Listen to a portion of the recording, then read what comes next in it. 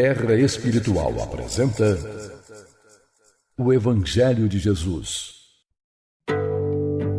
Episódio 10 Na Sinagoga. Baseado em Marcos, capítulo 1, versículos 21 a 34 e Lucas, capítulo 4, versículos 16 a 44. E chegando a Nazaré, onde fora criado, entrou num dia de sábado, segundo o seu costume, na sinagoga, e levantou-se para ler. E foi-lhe dado o livro do profeta Isaías, e quando abriu o livro, achou o lugar em que estava escrito: O Espírito do Senhor é sobre mim, pois que me ungiu para evangelizar os pobres. Enviou-me a curar os quebrantados de coração, a pregar liberdade aos cativos e restauração da vista aos cegos, a pôr em liberdade os oprimidos, a anunciar o ano aceitável do Senhor. E cerrando o livro e tornando-o a dar ao ministro, assentou-se. E os olhos de todos na sinagoga estavam fitos nele. Então começou a dizer-lhes: Hoje se cumpriu esta escritura em vossos ouvidos. E todos lhe davam testemunho e se maravilhavam das palavras de graça que saíam da sua boca, e diziam: Não é este o filho de José? E ele lhes disse: Sem dúvida me direis este provérbio: Médico, cura-te a ti mesmo. Faze também aqui na tua pátria tudo o que ouvimos ter sido feito em Cafarnaum. E disse: Em verdade vos digo que nenhum profeta é bem recebido na sua pátria. Em verdade vos digo que muitas viúvas existiam em Israel nos dias de Elias, quando o céu se cerrou por 3 anos e 6 meses, de sorte que em toda a terra houve grande fome. E a nenhuma delas foi enviado Elias, senão a Sarepta de Sidom, a uma mulher viúva. E muitos leprosos havia em Israel no tempo do profeta Eliseu, e nenhum deles foi purificado, senão Naamã, o sírio. E todos na sinagoga, ouvindo estas coisas, se encheram de ira. E levantando-se, o expulsaram da cidade e o levaram até ao cume do monte em que a cidade deles estava edificada, para dali o precipitarem. Ele, porém, passando pelo meio deles, retirou-se. E desceu a Cafarnaum, cidade da Galiléia, e os ensinava nos sábados. E admiravam a sua doutrina, porque a sua palavra era com autoridade, e não como os doutores da lei. E estava na sinagoga um homem que tinha o espírito de um espírito impuro, e exclamou em alta voz, dizendo: Ah, o que queres de nós, Jesus Nazareno? Viestes a destruir-nos? Bem sei quem és, o Santo de Deus. E Jesus o repreendeu, dizendo: Cala-te e sai dele. E o demônio, sacudindo-o violentamente, o fez gritar e, lançando-o por terra no meio do povo, saiu dele sem lhe fazer mal. E veio espanto sobre todos, e falavam uns com os outros, dizendo: Que palavra é esta que até aos espíritos imundos manda com autoridade e poder, e eles saem? E a sua fama divulgava-se por todos os lugares em redor daquela comarca. Ora, levantando-se Jesus da sinagoga, entrou com Tiago e João na casa de Simão e de André, e a sogra de Simão estava enferma com muita febre, e rogaram-lhe por ela. E, inclinando-se para ela, repreendeu a febre, e segurou sua mão e a ajudou a se levantar. Esta febre, então, a deixou, e ela, levantando-se logo, servia-os. E ao pôr do sol, todos os que tinham enfermos de várias doenças lhes traziam, e pondo as mãos sobre cada um deles, os curava. E também de muitos saíam espíritos impuros, clamando e dizendo: Tu és o Cristo, o Filho de Deus. E ele, repreendendo-os, não os deixava falar, pois sabiam que ele era o Cristo. E sendo já dia, saiu e foi para um lugar deserto, e a multidão o procurava, e chegou junto dele, e o detinham para que não se ausentasse deles. Ele, porém, lhes disse: também é necessário que eu anuncie a outras cidades o evangelho do reino de Deus, porque para isso fui enviado. E pregava nas sinagogas da Galileia. Comentários. Depois de acompanharmos as festividades das bodas em Caná, no nosso último encontro, no episódio de hoje conheceremos um dia típico na vida do amado Mestre Jesus. Nazaré da Galileia, que à época se chamava Natzaret, havia sido fundada por um clã de ancestrais da família de Jessé, pai do rei Davi, tronco de onde sairia José, pai do Mestre Jesus. Há indícios arqueológicos de construções remontando ao ano 733 antes da Era Comum. A cidade, localizada a 340 metros de altitude em relação ao nível do mar, teria sido abandonada durante guerras locais e pelo exílio na Babilônia. Quando foram libertados pelo rei persa Ciro, voltaram a habitar a região. Historiadores modernos, baseados em evidências, acreditam que a cidade de Nazaré, na verdade uma aldeia de no máximo 450 habitantes, do tamanho de um gramado de campo de futebol, 60 acres, pertencia a um clã familiar descendente de uma raiz comum. Alguns membros da comunidade viviam em cavernas nas encostas, e a maioria em casas baixas de argila ou pedra, com telhados de argila e ramos secos e chão de terra batida. 4 casas compartilhavam um pátio comum, denunciando a amizade e intimidade entre elas. Nazaré foi redescoberta em 1990 e escavada em 1997. O Sabá, ou sábado, era o 7º dia da semana na cultura hebraica. Como o Criador dos mundos, Deus criou o universo em 6 dias e no 7º descansou, e a Torá, a lei dos 10 mandamentos, declarava que era necessário reservar o sábado para culto. Então, tradicionalmente, foi estipulado que nenhum trabalho poderia ser efetuado neste dia da semana, o que pode ser conferido no Velho Testamento em Êxodo, capítulo 31, versículo 16, Levítico, capítulo 23, versículo 32, Isaías, capítulo 58, versículos 13 e 14, Neemias, capítulo 13, versículo 15, só para citar alguns exemplos.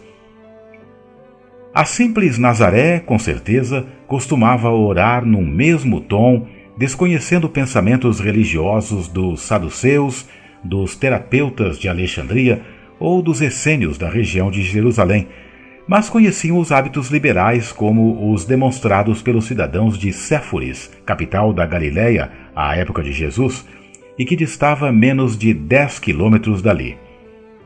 Talvez isto explique a opção mais reservada de seus habitantes. Como de costume, 2 vezes ao dia os devotos de Nazaré repetiam ao amanhecer e ao anoitecer: Ouve, ó Israel, nosso Senhor Deus é o único Deus. Amarás ao Senhor Deus com todo o teu coração, com toda a tua alma e com todas as tuas forças. Desta forma, estavam lembrando a si mesmos de se afastarem das tentações e da idolatria às transitoriedades da existência, como fama, poder e riquezas.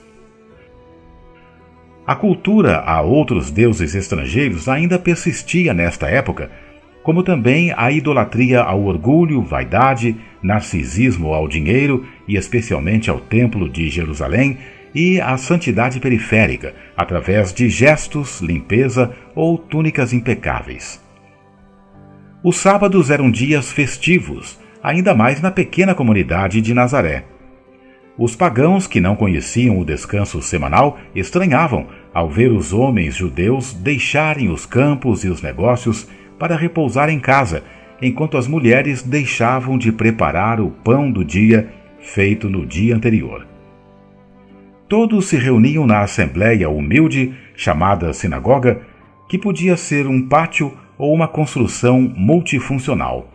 Voltada para Jerusalém, a cidade santa, a conexão com Deus estava iniciada e ia ser mantida pelas orações e leitura e comentários dos textos sagrados da Torá.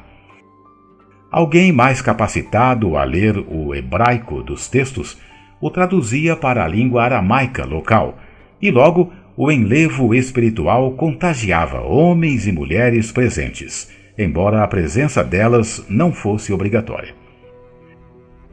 Naquele dia tudo parecia anunciar que seria um dia diferente. Um jovem galileu, na casa dos 30 anos, dirige-se à sinagoga de sua Nazaré, onde fora criado. Todos o conheciam, bem como aos seus pais e irmãos. A plateia, certamente, estava esperando mais um comentário sobre a Torá, que relembrasse a tradição religiosa e a manutenção da fé no Deus único, que havia feito um pacto com seu povo escolhido.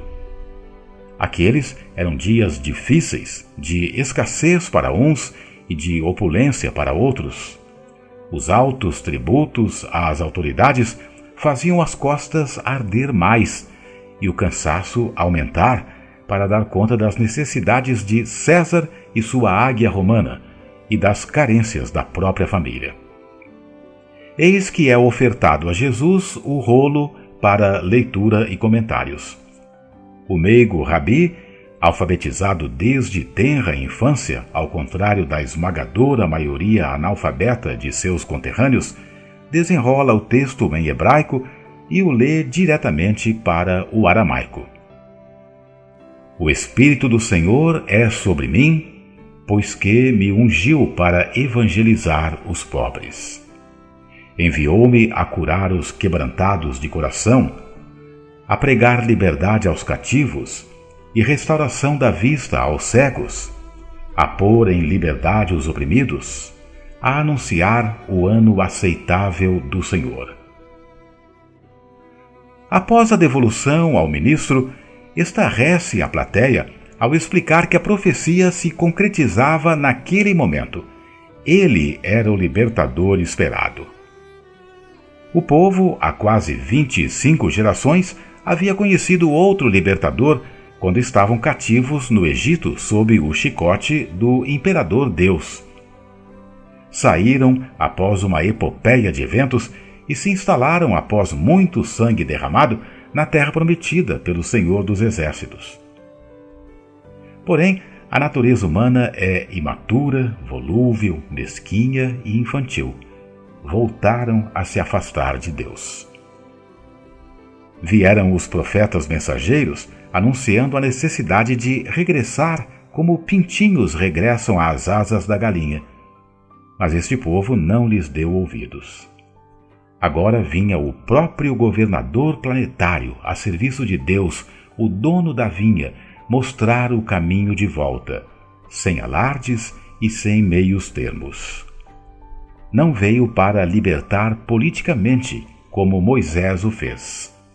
Além disso, Moisés conseguiu combater a idolatria aos deuses antropomórficos do Egito, mas não conseguiu vencer a idolatria ao si mesmo, o egoísmo nefasto que nos acorrenta na roda de renascimentos. O Cristo também não veio libertar de doenças do corpo, pois o homem que adoece e se cura voltará a ficar doente, mas aquele que cura sua alma ficará curado para sempre. Com Deus não se negocia, com o Pai dos céus não se barganha. O tempo está passando para todos, e a missão é evangelizar os pobres de espírito, para que estes se enriqueçam de valores nobres e ajudem a comunidade a prosperar espiritualmente. Aos quebrantados de coração, pessoalmente, manifestará que o poder do amor materializa vida e plenitude. Porém, não cairá do céu de paraquedas. É uma conquista da vontade e ação pessoal. Aos cativos da ignorância, trará o conhecimento e sabedoria que mostrarão o caminho que conduz à verdade e à verdadeira vida, não apenas ao existir. Aos que são voluntariamente cegos, estes poderão ter a oportunidade de ver e escolher. E os surdos, que não querem ouvir, poderão decidir seguir e se libertar, ou ficar e se afundar na areia movediça dos desejos e do egoísmo. Aos oprimidos pela ignorância, irá propor a libertação pela fraternidade autêntica e proativa, e liquidará a infeliz ideia da separatividade entre os seres da criação, pois somos todos irmãos, filhos do mesmo Pai, Abba, Deus Pai, Painho querido, conforme as crianças chamavam seus progenitores. A Assembleia, anestesiada e indiferente a qualquer novidade espiritual, que ansiava por um Messias militar como Josué e que derramasse o sangue que fosse necessário para depenar a predadora águia romana, devolvendo-a às suas fronteiras, já tinha se decepcionado com outros salvadores da pátria, como por exemplo Judas, o Galileu, no ano 4 antes da Era Comum, que foi crucificado com seus 2.000 seguidores. Sonhar com a liberdade da nação se parecia mais com um pesadelo fantasia do que com uma possibilidade. Não, aquele Jesus, filho de José, o artesão Telcton, não parecia ser este libertador. Dessa forma, com indiferença, mais do que desconfiança, continuavam a rejeitar ao embaixador da paz. Quem o poderia receber? Poucos estavam interessados realmente na metanoia transformadora, pois assim fizeram com Elias e Eliseu. Eram muitos os convidados, mas quase ninguém estava pronto, preparado ou se preparando. Será que nós estamos preparando nosso coração, mente e alma para a verdadeira vivência fraternal e proativa de um reino dos céus em nossos corações? Jesus proclama diante de todos que uma nova era se inicia, sem interrogações, mas muitas exclamações. O povo, despeitado pelo orgulho, vaidade, narcisismo e consciência culpada, mas arrogante, deseja silenciar aquele que vem anunciar o ano aceitável do Senhor e denunciar a idolatria ao si mesmo. Tentando intimidá-lo, o forçam a sair da Assembleia e dirigir-se a uma elevação de cerca de 12, 15 metros nos arredores. O mestre, não temendo nada, observa o que a turba covardemente faz até chegarem ao ponto sem volta. Não apareceu um corajoso para empurrá-lo em nome de Deus. Com sua autoridade moral, o amado Rabi encara a multidão que, temendo envergonhada, abre-lhe passagem para que ele, altivamente, pudesse passar. Será que às vezes não fazemos o mesmo ao voltarmos-nos contra as libertadoras admoestações do Cristo amigo para permanecermos no erro? Depois disto, o relato prossegue informando que o mestre Galileu desce de Nazaré para a cidade beira-mar de Cafarnaum, 10 quilômetros ao norte de Tiberíades e próxima da cidade natal de Simão Pedro, Betsaida, onde perto passava a via marítima que ligava o Egito à Síria e ao Líbano. Dessa forma, o que acontecesse em Cafarnaum logo poderia se espalhar como cinzas ao vento pela região. O Evangelho não poderia encontrar melhor base de disseminação. Diferentemente de sua terra, Nazaré, onde todos pensavam que o conheciam desde tenra infância, em Cafarnaum era um estranho, com um modo estranho de ser, de agir e de falar, mas que, contudo, falava com autoridade e sabedoria, não encontrada num ancião doutor da lei ou um veterano escriba. O amado Mestre Jesus não ensinava como os outros membros da sinagoga, doutrinando, catequizando ou fazendo a cabeça de todos. Sua palavra, seu timbre de voz, transmitia não apenas uma mansidão, mas uma sabedoria de alguém treinado na vida pelo tempo, alguém que sabe do que fala. Aquele povo parecia estar inebriado diante de um vinho novo, bem diferente do vinho acondicionado nos porões do judaísmo de então. O judaísmo de Jesus era o mesmo, mas era novo, vigoroso, vivo. De repente, não mais que de repente, um homem possuído por um espírito impuro chama a atenção para si ao interrogar: "Ah, o que queres de nós, Jesus Nazareno? Viestes a destruir-nos? Bem sei quem és, o Santo de Deus." Observe-se que naquele lugar sagrado, uma casa de oração, alguém parece estar falando em nome de um grupo. "O que queres de nós? Vieste destruir-nos?" Muito provavelmente, estamos testemunhando um caso onde espíritos de antigos rabinos do local, apegados à letra que mata, mas não ao espírito que vivifica, estão não apenas defendendo as velhas ideias doutrinárias, caducadas pela falta de prática amorosa e da vivência fraternal e corrompidas pela formalidade. Além disso, anunciavam que reconheciam que Jesus era o Santo de Deus, mas o orgulho não os permitia aceitar a renovação de ideias e de atitudes. O mestre amado, nada perturbado, num simples gesto, liberta o médium inconsciente na assembleia e silencia o espírito obsessor, que aguardará o esclarecimento em momento oportuno. Será que nós não nos parecemos com este espírito rabínico? Sabemos muito e agimos pouco, apegados às nossas conveniências, nos afastando da luz de Deus e nos aproximando das trevas do nosso egoísmo? Este fato fez com que sua fama de milagreiro começasse a ser conhecida pelas redondezas. Mas é quando a sogra de Simão Pedro é curada que a fama de curador gratuito ganha altas dimensões e povos de diversas regiões passam a procurá-lo e ele a todos carinhosamente atendia. Contudo, sua missão não era ser médico filantrópico, curandeiro gratuito. Havia diversos curadores naquele tempo que exigiam altas somas por seus serviços.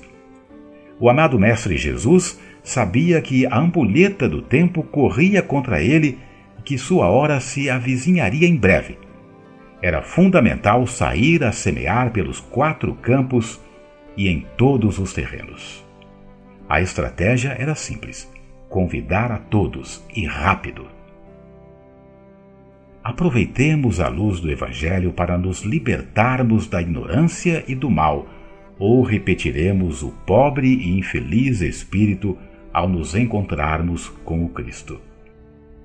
Ah, o que queres de nós, Jesus Nazareno? Vieste a destruir-nos? Bem sei quem és, o Santo de Deus.